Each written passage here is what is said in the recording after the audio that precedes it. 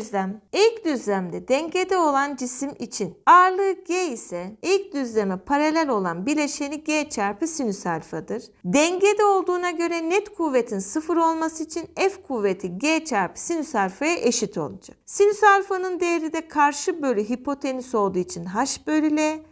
L çarpım geçince F çarpı L, G çarpı H'tır. Yani F kuvvetiyle aynı doğrultudaki L'nin çarpımı, G ile aynı doğrultudaki H'ın çarpımına eşit. H bölü L oranı 1 bölü 3 olduğuna göre G bölü P oranı kaçtır diyor soruda. Burası F ise burası da F. Aynı ip olduğu için F. F da P'nin değeri 2F. Burada da G ile aynı doğrultudaki H'ın çarpımı F ile aynı doğrultudaki L'nin çarpımına eşit olacak. H gördüğümüz yere 1, F çarpı L gördüğümüz yere de 3 yazarsak G ağırlığı 3F'tir. Dolayısıyla G'nin P'ye oranı 3 bölü 2 bulunur.